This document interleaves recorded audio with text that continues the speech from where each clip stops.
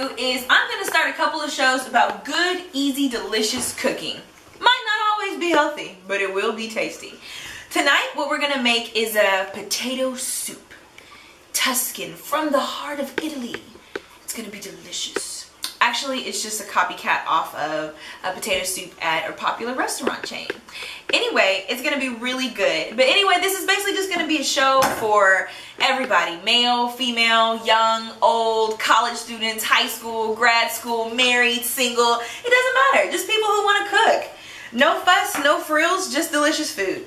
So what we're going to do today is we're going to make a sausage and potato soup. It's going to be absolutely delicious. I'm going to tell you a few things that you'll need. Don't freak out. If you don't have these things, don't worry. We'll just find a way to substitute them later. But just as a base, what you're going to need is obviously potatoes. This potato soup is going to be really hearty. So it'll be good for those cold nights when you're snuggling up with your boo or your cat if you're alone. Or you can, I'm just playing. You need some potatoes. You're also going to need some Italian sausage. It can just be regular, mild Italian sausage. You're going to need some kale, which is really good. So even though it's a hearty soup with potatoes and sausage, you'll still get a nice amount of green veggies in there. You're also going to need some chicken bouillon. Now, this is a chicken bouillon that I prefer. It's better than bouillon. You can get it at stores. It's absolutely delicious. Then, you also need a potato peeler. It would be better if your potato peeler actually looks like a potato. But if it doesn't, regular potato peelers will do. You're going to need a knife to cut up the potatoes. And you're going to just need some measuring spoons, or you can just use regular spoons. A lot of times I don't really measure my food. I just put stuff in there until it tastes good. And the more you cook and the more you try out new things, you'll see that you'll be doing the same. You're also going to need some kind of blender or food processor. Now, if you don't have one, don't freak out. We'll figure out some way to still make it work for you. This is my blender. My mother-in-law bought it for me. She loves me. She got it for me. You're also going to need a skillet so that you can cook your sausage. And you're going to need a pot of boiling water. So, anyway, I'm going to turn the pot of boiling water on so that it can be boiling while we're chopping the potatoes. So, in my potato soup, some people don't like potato skin, some people do. I tend to like just a little bit of potato skin, but not too much. I'm not trying to eat that much potato skin. Just a little. So what we're going to do is we're going to start off by peeling the potatoes.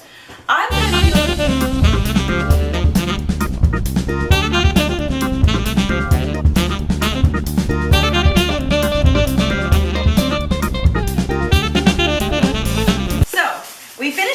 potatoes, as you can see, and I left just enough skin on there so it'll still be tasty in the soup without being overbearing.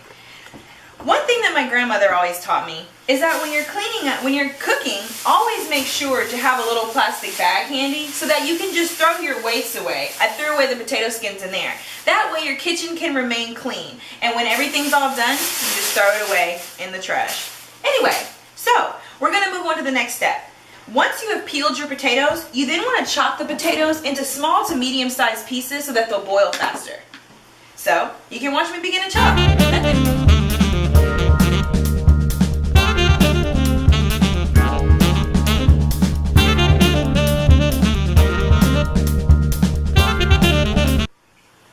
Okay, so now the potatoes are chopped. As you can see, we've got them chopped in small to medium pieces. You don't have to worry about all the pieces being the same size. It's no big deal. So remember that we've been boiling our water over here for a while, and that's good. It's getting hot. You can see the vapor rising off of it, and pretty soon it will be boiling. So what we're going to do in the meantime is we are going to take some Better Than bouillon, and while it's boiling, I'll just put about 2 teaspoons of Better Than bouillon in there, and they can be heaping teaspoons. They don't have to be measured off exactly. And I'm literally just going to drop it into the water, and what that's going to do is that's going to create the base for our soup, because we want a nice flavor. If you just put potatoes and water, it's going to be disgusting. But if you put potatoes and water flavored with chicken bouillon, it's going to be like chicken soup deliciousness. This is a great thing about cooking, is that you can always taste as you go. If you're tasting something you don't like it, add something. Or you think it has too much of something, dilute it by adding some water. It's no big deal. If we find out that our soup needs a little bit more bouillon, which is flavor and salt, then we'll add it. If we find out it has too much, we'll add water. It's no big deal. So anyway, our soup is starting to steam up, and when the water boils, that is the time to drop the potatoes in. If you drop the potatoes in before the water boils, like my mom always says, you'll be miserable. It'll take forever for the potatoes to boil, and you just won't be happy. By the way, this recipe is from my beautiful mother. So, make sure to have a tasting spoon handy. I'm going to taste some of the broth that the potatoes will be boiling in, And I'm gonna see if it needs some more salt or not. Remember, this is always a difference of opinion. If you think it needs more salt or needs less salt, feel free. A little more. Don't feel bad about adding the bouillon. Remember that we started off with pure water, and we're gonna make pure water into a broth. And in order to do that, we're gonna need a lot of bouillon. It needs a lot of water to dilute it, and a lot of water is exactly what we gave. So you see our beautiful potatoes in here getting cooked, and they're gonna soften. The way to tell if a potato is ready, my mom actually taught me, what you do is you pick up a potato and you stick a fork through it. And if the potato breaks, then that means it's ready. As you can see, I know this isn't a fork, but it's a spoon. It should crumble if it was ready, and clearly it's not. We just put them in there. Great flavor.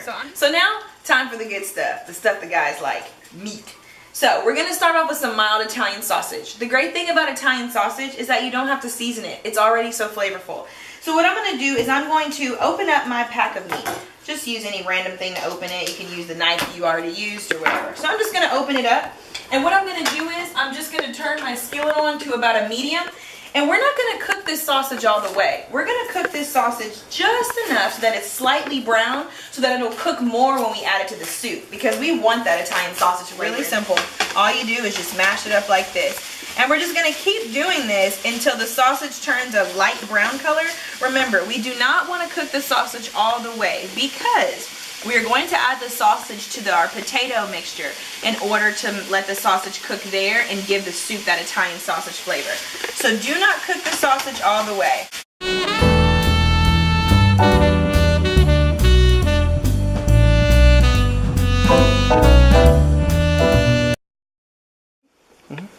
Okay, so now back to check on my potatoes. Now let's do the potato test. If you forgot, what you do is you take a piece of potato, preferably a big one, because you know if the big ones are cooked, then the small ones are definitely cooked. Here's a big one. I got you. Here it is. So, here's a spoon we used earlier.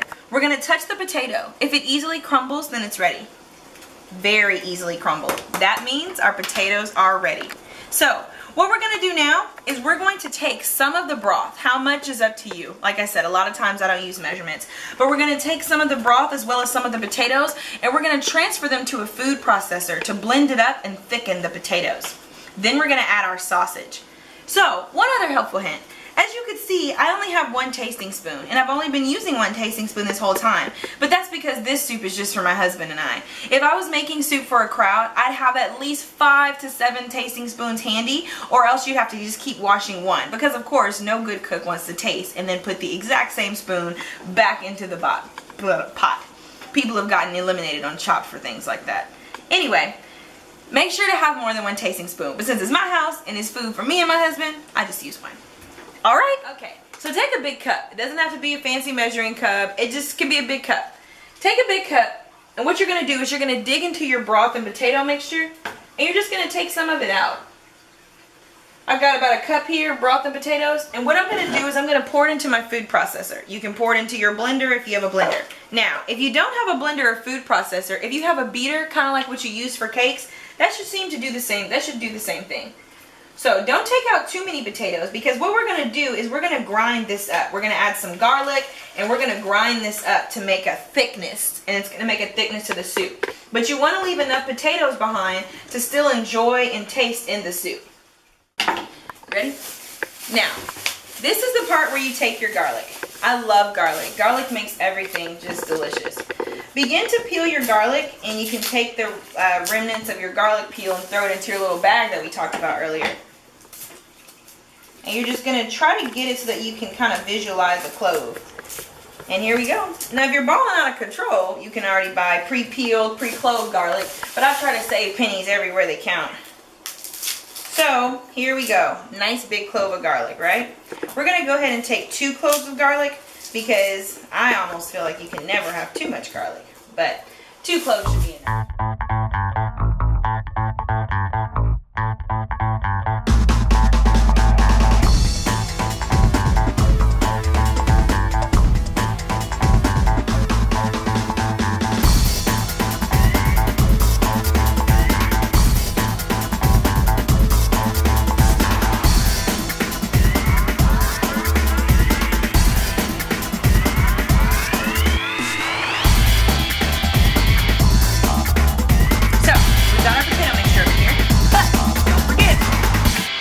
add this sausage.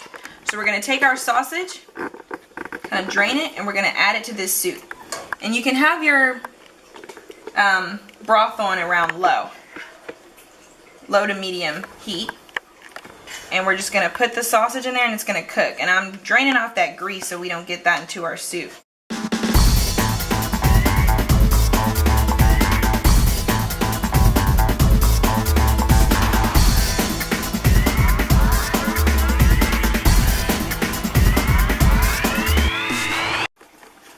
Okay, so it's been 5 minutes. So you've got your sausage, the leftover potatoes, and the broth boiling.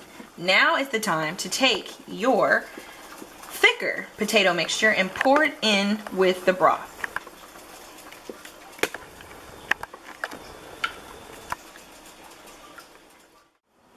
Okay, so now the last and final part, the kale. As you can see, our soup has gotten nice and thick because we added the potatoes that we whipped up. And we've got the potatoes that were already in there along with the sausage, and it's smelling good, and I've tasted it and it's good. So now you're going to take your kale. You're going to just rinse off your kale. Make sure to get a nice good rinse on it, and all you're going to do is add it to there. The heat from the soup will cook the kale because you like kale to have a little bit of a crunch. You've got the smooth hardiness of the potatoes, you've got the flavor from the sausage, you just need a little crunch. And the kale is going to give it to you. You can choose to chop up your kale, or like me, if you want a more rustic look to your soup, you can go ahead and just tear it up and put it in there. So I'm going to start by just literally tearing up my kale and adding it to the soup. It's going to be delicious. You can add as much or as little kale to the soup as you like. It just depends on how much you like kale. I personally love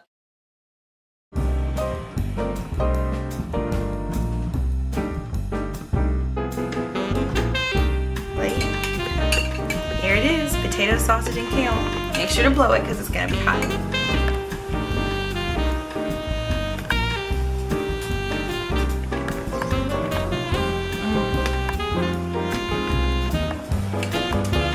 The soup fit for a king. Now, I get my last, favorite bite of kale. This is the best part.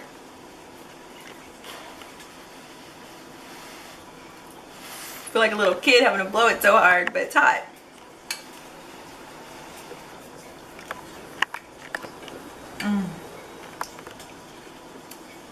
Absolutely delicious. Well, I hope you enjoyed cooking with me today. I had a blast. See you next time on Chelliomcbellio's Kitchen.